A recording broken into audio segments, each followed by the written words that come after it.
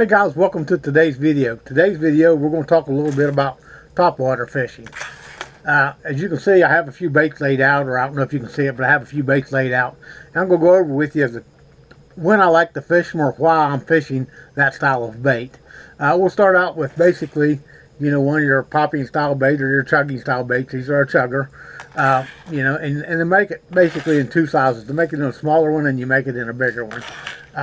When I like to throw these is mainly post spawn, when the fish really don't want to chase that much. So I'm catching fish that are garden fry and post spawners like that. So that's kind of what I'm looking at when I'm fishing these.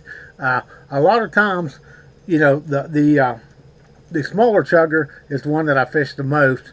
But every now and then when the wind kicks up and you have a harder time throwing it, or you need to make a little bit more noise, you can go to the bigger style chugger and catch the fish that you're looking for. The other baits that I like to fish is mainly, these are going to be more when the fish are farther along in the post spawn, and that's basically you make a chugging and walking style bait, and you also make just a walking style bait. The chugging and walking style baits I like to throw when I'm wanting the bait to move a little bit, but still wanting a little bit of spinning action to it.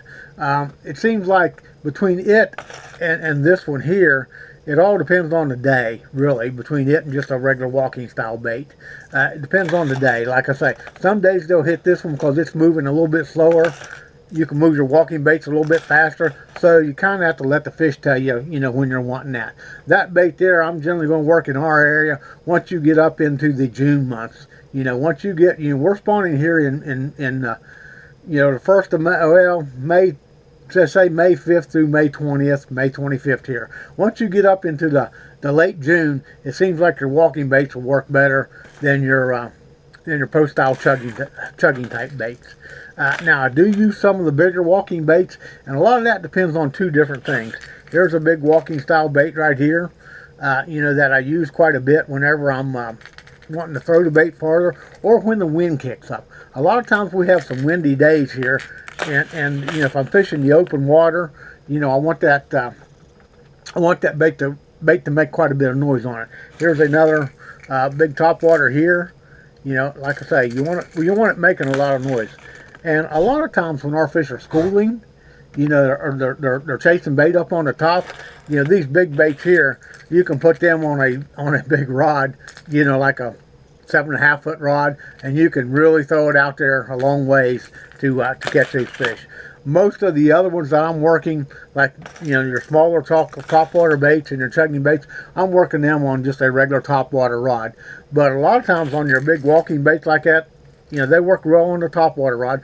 But if I'm throwing it after schooling fish, I actually throw it on a 7 foot 9 inch real heavy action crankbait rod, a fiberglass composite type rod, and I'm throwing it with like 30-pound braid. That way I can really get it out there, to catch these fish that are schooling.